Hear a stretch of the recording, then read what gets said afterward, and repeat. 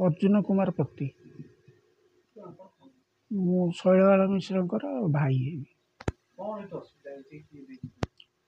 असुविधा कौन कि तार गोटे घर पछपट को नड़िया गच गोटे आंब गच अच्छी से नड़िया गच फ्रिक्वेंटली अपर पक्ष जानी शुणिकी तोलू ना कि कौ दिन बाउंगाटी हाणती एंटार नड़िया शुखिला बाउंगा शुखिला नड़िया ता घर उपर फ्रिक्वेंटली पड़ू जाफल कि तार आजबेस्ट घर भांगी भुंगिकी नष्ट हो जाऊँगी घर भितर वर्षा हेले पानी जमुची ए कांथ पानी खाइकी फाटी फुटी गला ये विषय मु थाना कहली भद्रलोक डाकिली सी कौन सी कथा अपर पक्ष राजी नुह गछ काटापी सुदर्शन मिश्र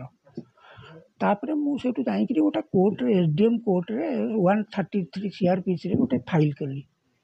फाइल करने पर से कोर्ट से तहसिलदार आउ नेबाड़ पुलिस स्टेशन आईआईसी की इनक्वारी पे पठेले ये माने तहसिलदार इनक्वारी रिपोर्ट देले आईआईसी की इनक्वारी कर रिपोर्ट देला रिपोर्ट दबा पर तापर कोर्ट आउ किसी ऑर्डर नक मु दौड़ी दौड़ी तापर कलेक्टर को देखा कली कलेक्टर को देखा कला ये गत 18/12/24 रे कोर्ट डिसीजन देला जे गछ काटिया तहसिलदार को ऑर्डर पठेले तहसिलदार ऑर्डर पाई सारा पर मुझे जानी तहसिल की ऑर्डर पड़ेगा मुझे तहसिल ऑर्डर देखिली हाँ आसी जाइए तापर तहसिलदार को मीट कली तहसिलदार कहले हाँ आम जा देखा गछ कटा हम आमती कही मु प्राय 16 थर मुझे जा आम घर पाखु तहसिल ऑफिस मिनिमम 20 किलोमीटर बाट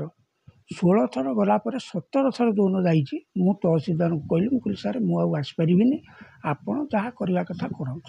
सेठू कहले आम बड़ बाबू सेठू कहले सेठी कहले आम करूँ कौन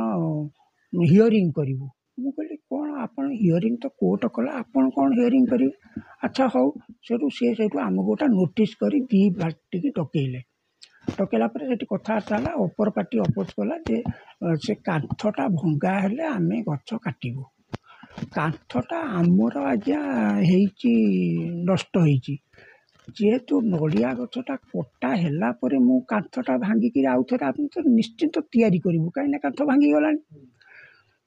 तापर तहसिलदार कहले मु जाकि इनक्वारी करी से तहसिलदार भी अवश्य आसिले इनक्वारी करने को